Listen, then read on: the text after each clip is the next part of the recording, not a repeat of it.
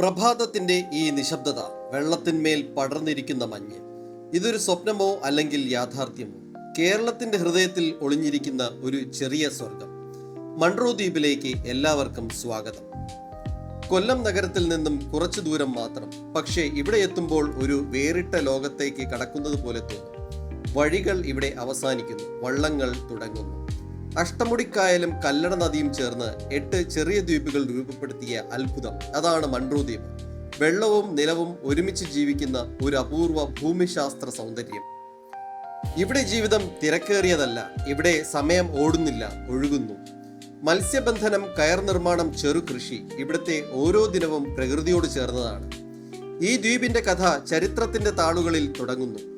Munro എന്ന പേര് കിട്ടിയത് കേണൽ ജോൺ മൺട്രോ എന്ന ബ്രിട്ടീഷ് ഭരണാധികാരിയുടെ പേരിൽ നിന്നാണ്. 1800കളിൽ തിരുവിതാംകൂർ രാജ്യത്തിന്റെ ദിവാനായിരുന്ന അദ്ദേഹം ഇവിടുത്തെ കനാലുകൾ വികസിപ്പിച്ചു. വ്യാപാരത്തിനും ഗതാഗതത്തിനും പുതിയ വഴികൾ തുറന്നു. ഇന്നും ആ കനാലുകൾ ഈ ദ്വീപിന്റെ ജീവൻ തന്നെയാണ്.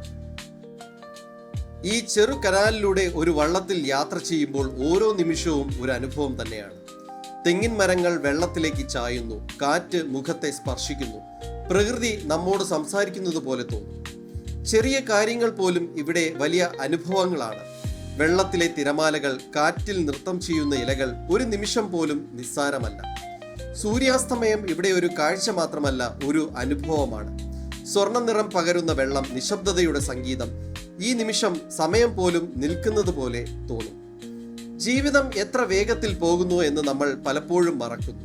പക്ഷേ ഇവിടെ ജീവിതം നമ്മെ പഠിപ്പിക്കുന്നത് വേഗം കുറയ്ക്കാനും ശ്വാസം ആഴത്തിൽ എടുക്കാനുമാണ്.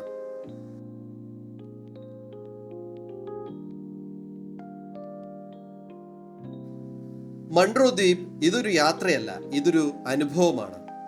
ഒരു ശാന്തത, ഒരു ഓർമ്മ. പ്രകൃതിയെ കേൾക്കാൻ, സ്വയം കണ്ടെത്താൻ ഒരിക്കലെങ്കിലും നിങ്ങൾ ഇവിടെ വരണം.